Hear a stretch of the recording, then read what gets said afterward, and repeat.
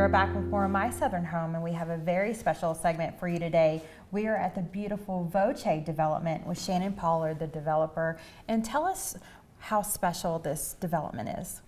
This development we've been working on for 8 years, and what we had hoped when we started this project was to do something that Nashville had never seen before.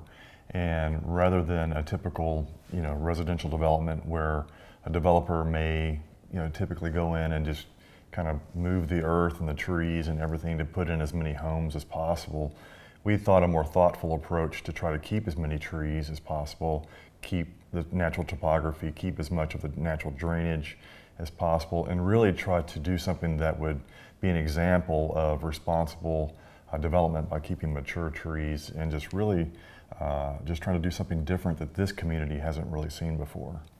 And this land was owned by your grandfather? That's correct. So my grandparents bought this property in 1950 and moved here. It actually reminded him of where he grew up. He grew up on a farm about 45 minutes south of Jackson, Tennessee, small little community called Pinson.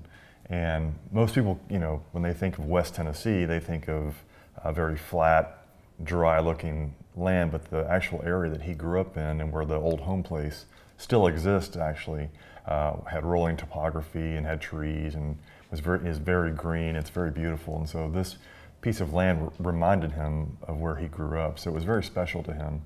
And your grandfather is Eddie Arnold, Correct. The famous country singer. Correct. How was it growing up with him on this land that you're now developing for future families? It was very normal. We were not really participants in what I would consider the mainstream part of the country music industry. When my sister and I, as kids, would come here and spend time, we grew up just down the street. So we were here quite a bit, and with my grandmother and with my grandfather, it was very normal. It wasn't, you would never think that he was even in the music business. He liked being outdoors. He liked, feeding the deer and the turkey out here, and just really, it was very, very normal.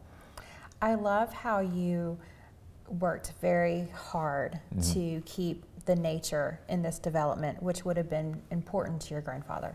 That was the first consideration when we started this was before he passed away. I was very close with him, and we had actually been walking around the property, not far from where we're sitting right now, and he knew that this would be developed eventually. Being kind of a real estate guy that he was, he never bought a piece of property without an exit strategy. So, but he did ask. He said, "Look, because this is special, let's try to keep as many of the trees as we possibly can." And so, we took that and kind of ran with it to the the most extreme degree that we possibly could, because we eventually started out. The first thing we did was a tree survey, and identified over 500 specimen trees and tree clusters that we wanted to try to save.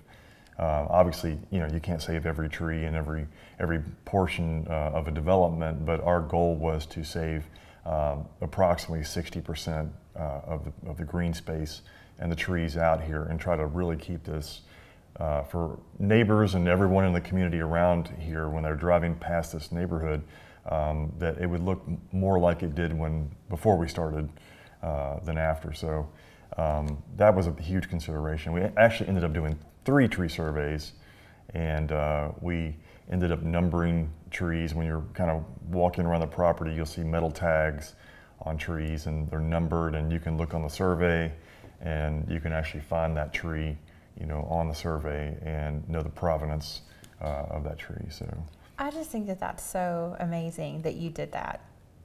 Well, we were just, again, for lack of a better word, our whole group is a little unusual. Our development team is, again, known for preservation. Our company that we have outside of just the Voce development company, but our other partners that we have, that's kind of what we do. We're kind of preservation-minded, environmentally friendly minded, and so we really took a lot of time and care on when we were designing this to really make sure that we weren't encroaching on root systems of trees. We were shifting home footprints and figuring out ways that we could put homes out here with different foundation systems in case we needed to allow for the root systems, the drip lines of the trees, and really it's evident now that we have homes out of the ground when you're sitting inside one of these houses that you have mature trees that are right up against a brand new home. And so I think we've so far done a pretty good job doing that.